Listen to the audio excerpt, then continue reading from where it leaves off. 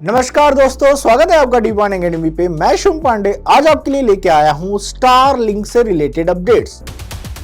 जी हां, पीछे जो आप चेहरा देख रहे हैं ये सबको पसंद है और सब पहचानते हैं। Elon Musk of USA, Tesla के ओनर, वर्ल्ड के सबसे रिचेस्ट पर्सन।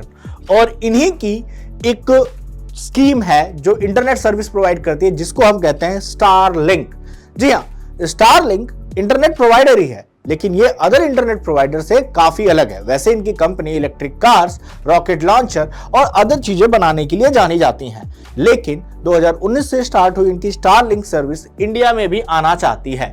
तो असल में जो आप डेटा अभी यूज करते हो वो आपको कैसे मिलता है? जैसे आप अब ये वीडियो देख रहे हो या कोई भी वीडियो देख रहे हो, तो क्या होता है, मोटी मोटी तारें समंदर के नीचे से बिछती हैं, आपके टावर तक आती हैं, फिर टावर से आपके पास सिग्नल आता है। तो अगर आप सोचते हैं कि आपके पास टावर से सिग्नल आ रहा है जो कि वायरलेस है, वो बात सही है, लेकिन उस टावर तक सिग्नल आने के लिए उन मोटी मोटी केबल्स की जरूरत पड़ती है, और यही गेम फ्लिप करना चाहता है स्टारलिंक। जी हाँ, तो ये वीडियो, रील्स, यूट्यूब जो कुछ भी आप देख रहे हो, ये सब अंडर सी वायर्स के थ्रू हमारे फोन तक पहुंचता है। लेकिन स्टारलिंक क्या कह रहा है? स्टारलिंक पूरे गेम को फ्लिप करना चाहता है। कहता है कोई वायर की जरूरत नहीं है, कोई अंडर सी वायर की जरूरत नहीं है, कोई मेंटेनेंस कॉस्ट नहीं है, सब कुछ सैटेलाइट के थ्रू होगा। Everything will be wireless from start to end. लेकिन एलन मस्क की एक कंपनी 2019 से ही ऑलरेडी अगर आप बोलें तो लॉन्च तो हो चुकी है ग्लोबली, और यूएसए से लेके अलग अलग जगहों पे सर्विसेज भी दे रही है, लेकिन इंडिया में ये रिजेक्ट हो चुकी है। जी हाँ, एंड ये याद रखिएगा कि गवर्नमेंट इसे अभी अप्रूवल दे नहीं रही थी। कुछ लोगों को तो ये लगा कि कहीं इंडियन गवर्नमेंट इसे बैन ही ना कर दे, जैसे टेस्ला वाली हाल हुई थी। शुरुआत में इंडियन गवर्नमेंट ने टेस्ला के लिए भी मना कर दिया था। सवाल है कि कारण क्या था? देखिए, ये एक फॉरेन कंपनी है और आज के युग में डाटा ही मेन हथियार है। तो अगर कोई फॉरेन कंपनी धीरे धीरे इंडिया के डाटा को कंट्रोल करने लगे तो समस्या तो है। खैर, इसका तोड़ आराम से स्टारलिंक ने निकाल लिया। और ये तोड़ क्या है? इन्होंने जियो और एयरटेल, इंडिया के दो बड़े डिस्ट्रीब्यूटर या इंडिया के दो जाइंट जो कम्युनिकेशन डिपार्टमेंट में पूरा कब्जा रखते हैं, इनके साथ हाथ मिला लिया है कि आपका लोकल सपोर्ट है, आपका सेटअप सिस्टम है, आप स्टारलिंक को लोगों को प्रोवाइड करवाइए। तो इसके साथ ये इंडिया में एंट्री लेने वाले हैं। जी हाँ, इसका मतलब ये है कि जो रिमोट एरियाज की बात है, स्टारलिंक के आने से क्या होगा? रिमोट एरिया जैसे लद्दाख, अंडमान निकोबार, जम्मू कश्मीर, राजस्थान का डेजर्ट एरिया, जहां पे वायर्स ले जाना आसान नहीं है या महंगा पड़ता है, वहां के लोगों को भी अनलिमिटेड अनस्टॉपेबल एक्सेस इंटरनेट का मिलेगा।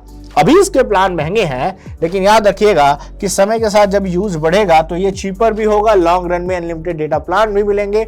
मतलब एक स्ट्रॉन्ग, स्मूथ, वायरलेस इंटरनेट की संभावना पूरे भारत में आपको देखने को मिलेगी। तो स्टारलिंक आगे चल के फ्यूचर साबित होने वाला है।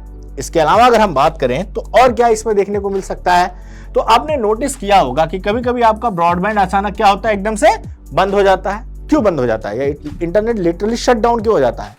क्योंकि ये जो मोटी मोटी वायर्स आती हैं, फिर आपके शहरों में पतली पतली वायर्स आती हैं, फिर घर पे जो ब्रॉडबैंड कनेक्शन है वहां पे वायर आती है, तो वायर्स को म्युनिसिपैलिटी वालों ने काट दिया, समंदर के नीचे किसी ने काट दिया, या खराब हो गई वायर, तो इंटरनेट शट डाउन हो जाता है। स्टारलिंक टोटली सैटेलाइट बेस्ड है, तो इसमें वायर की जरूरत ही नहीं पड़ेगी। तो इस तरह की समस्याओं से आप बच जाएंगे।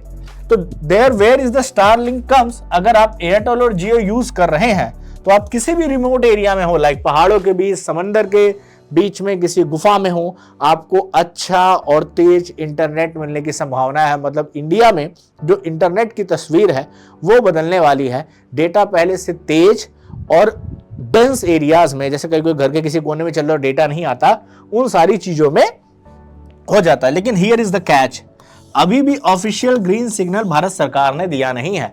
अभी भी भारत सरकार के कई सारे ऐसे कंसर्न हैं जिस पे स्टारलिंक खड़ा नहीं उतरा है। तो आगे देखते हैं कि और क्या क्या समस्याएं यहाँ पे आ रही हैं। तो बेसिकली पार्टनरशिप हो गई है। ऐसे में आप स्पेसएक्स के सीईओ और जियो के सीईओ के बयान को देखेंगे तो यहाँ पे लिखा है भाई कि जियो के ग्रुप के सीईओ बोलते हैं कि मैथ्यू ओमन, कि जी हाँ, हम बहुत ज्यादा क्लियर हैं कि हमारा गोल है इंडिया के हर घरों में अच्छा और तेज इंटरनेट पहुंचाना। ऐसे में फिर भी बात क्लियर नहीं होती है, क्योंकि गवर्नमेंट कॉटियस है कि लाइसेंसिंग के मुद्दे को लेके, डेटा स्टोरेज के मुद्दे को लेके, और ऐसे बहुत सारी चीजें हैं, पैरामीटर्स हैं जो स्टारलिंक को फॉलो करने पड़ेंगे, क्योंकि इंडिया वर्ल्ड की सबसे बड़ी इंटरनेट मार्किंग है और इसमें डेटा बहुत ज्यादा क्रूशियल रोल प्ले करता है। आगे की अगर आप बात करेंगे तो आप देखेंगे कि एक्चुअली 2021 में आप बात करें तो स्टारलिंक ने बिना लाइसेंस के ही प्री ऑर्डर लेना इंडिया में चालू कर दिया। उसके बाद 2022 में इन्होंने लाइसेंस के लिए अप्लाई किया, पर सरकार ने कहा भाई हम ऐसे लाइसेंस नहीं दे देंगे। लाइसेंस के लिए आपको पहले बताना होगा कि डेटा आप कहां स्टोर करेंगे, सर्विलांस कैसा होगा, क्या स्टारलिंक उससे अलाइन कर पाएगा कि नहीं, और अगर आप नहीं कर पाए तो आपका प्रोजेक्ट रोक दिया गया, मतलब इनको लाइसेंस नहीं दिया गया।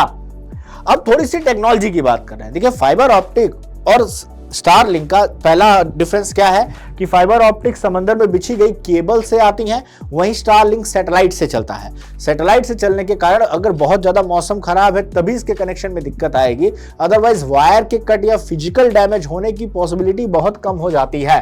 तो सीधी बात है कि अगर सैटेलाइट स्पेस में घूम रही है तो अर्थ के एटमॉस्फेयर के ऊपर से कंटिन्यूअस सिग्नल भेजती है, और आप सभी को पता है कि हजारों सैटेलाइट ऑलरेडी स्पेसएक्स लॉन्च कर चुकी है। जैसे 2019 में जब शुरू हुई थी स्टारलिंक तब केवल 60 सैटेलाइट थी, लेकिन अप्रॉक्स अब हजारों सैटेलाइट भेज चुकी है। हर सैटेलाइट कुछ 200 केजी की होती है जिसमें बेसिक कंपोनेंट होते हैं, बट अच्छा खासा इंटरनेट प्रोवाइड करने में हेल्पफुल होती है। तो स्टारलिंक की सैटेलाइट टेक्नोलॉजी फ्यूचर को टारगेट करती है। अब परफॉर्मेंस की बात करें तो फाइबर ऑप्टिक आपको 1 GB या उससे ऊपर की स्पीड पर सेकेंड दे सकता है, लेकिन स्टारलिंक में ये अभी उतनी स्पीड पे नहीं पहुंचा है। अभी 200 to 500 MB पर सेकेंड की स्पीड ही स्टारलिंक प्रोवाइड करवा पा रहा है। लेकिन जैसे जैसे सैटेलाइट्स बढ़ेंगी, यूजर्स बढ़ेंगे, पैसे आएंगे, चीजें इंप्रूव होती चली जाएंगी। लेटेंसी की बात करें तो फाइबर ऑप्टिक यूजुअली 1 से 10 मिली सेकेंड देता है। स्टारलिंक में लेटेंसी आपकी ज्यादा है क्योंकि सैटेलाइट है तो 20 से 40 मिली पर सेकेंड। नॉर्मल यूजर्स को इससे फर्क नहीं पड़ता, लेकिन जो गेमिंग वगैरह खेलते हैं उनके लिए हर 1 मिली सेकेंड का फर्क आता है, तो वो केवल फाइंड आउट करेंगे। तो देखिए ये जो आती है हमारी घर में ऑप्टिकल फाइबर केबल ऐसे स्टोर होती है, लेकिन स्टारलिंक का एंटीना कुछ ऐसा होगा और आपको केवल एंटीना इंस्टॉल करना है, केवल एंटीना, और उसको चलाने के लिए जो आपका जहां पे जाके सपोर्ट सिस्टम लगे। मतलब बिजली के कट उड़ जाने से भी यहाँ पे बहुत ज्यादा फर्क आपको इंटरनेट में देखने को नहीं मिलेगा, ये इसकी खास बात है।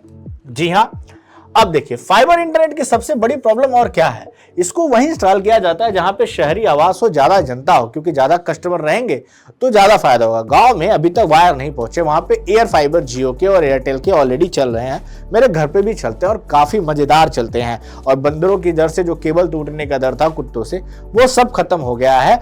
बहुत खराब मौसम में इंटरनेट खराब होता है, नहीं तो बहुत अच्छा चलता है। ठीक है, तो जहां गांव में सिर्फ अगर आप बात करें 100 से 200 लोग रहते हैं, वहां पे केबल डालना कॉस्टली पड़ता है कंपनी को। तो thanks to the Starlink in this matter कि अब पहाड़ के ऊपर हो, जंगल के अंदर हो, लेक के बीच में हो या समंदर में तैर रहे हो, आपका स्पीड अनलिमिटेड एक्सेस के साथ वर्क करेगा। लेकिन जहां ऑप्टिक फाइबर्स के सीन में ऐसा होता था कि पहले केबल घर तक आती थी, राउटर लगाते थे, इंजीनियर आता है, जो अभी तक हम फॉलो करते हैं, ये पूरी व्यवस्था बदल जाएगी। लेकिन अब सवाल आता है प्राइसिंग का, कि अगर कोई इतनी सुविधा दे रहा है तो क्या भारत की जनता उसको अफोर्ड कर पाएगी, और यहीं पे सबसे बड़ा कैच है। जी हाँ, स्टारलिंक की कहानी में ऐसा कुछ नहीं होता है, ये एंटीना होता है, सब कुछ कनेक्टेड होता है। स्टारलिंक के साथ फिजिकल डैमेज भी नहीं होता है, कुत्ते तार नहीं चबाएंगे, सीधे एंटीना से सिग्नल आएगा।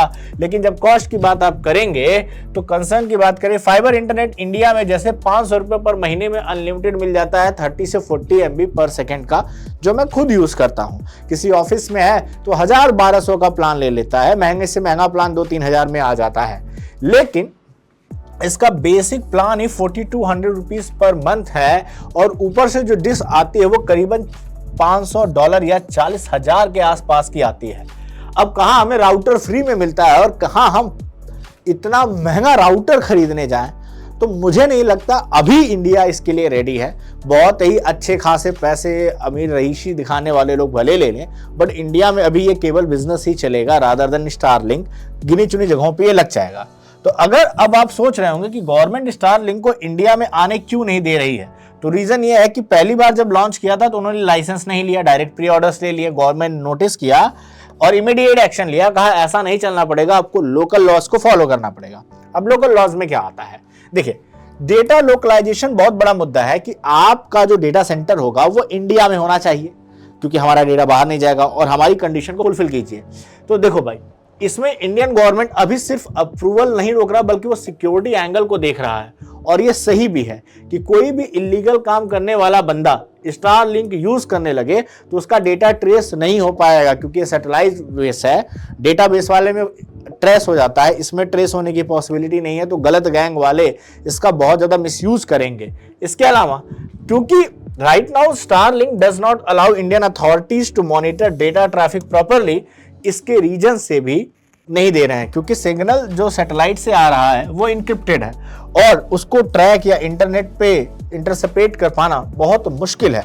वहीं लोकल इंटरनेट पे जियो और एयरटेल पे गवर्नमेंट की बहुत ज्यादा टाइट पकड़ है, तो इनसे तो गवर्नमेंट अपना काम निकलवा लेती है, बट स्टारलिंक से निकलवा पाना थोड़ा मुश्किल होगा। मिनिस्ट्री ऑफ होम अफेयर्स ने यही कंसर्न रेज किया है कि स्टारलिंक के पास ऐसा कोई सॉलिड सिस्टम है ही नहीं जो इंडिया में डेटा को मॉनिटर या रिस्ट्रिक्ट किया जा सकता है, और आजकल के टाइम पे डेटा का ही सारा गेम है, तो ये पॉसिबल नहीं होगा।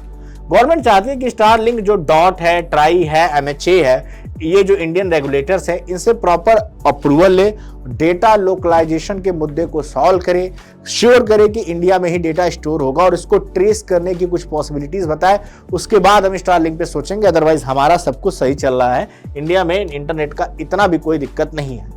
तो यहाँ पे बात केवल प्राइवेसी की नहीं है, ये एक एंगल जियोपॉलिटिक्स का आ जाता है। अब आप सोचिए कि एलन मस्क जो अमेरिका में इतना क्रूशियल रोल प्ले करते हैं और कोशिश करते हैं अपने ट्वीट से दुनिया को कंट्रोल करने के लिए, ऐसे बंदे की कंपनी के पास हमारा पूरा डेटा चला जाए। और स्टारलिंक की प्रॉब्लम क्या है कि ये डेटा मिलिट्री पर्पस और सिविलियन पर्पस दोनों में यूज किया जाता है, तो ऐसे में ये एक बहुत बड़ा खतरा है।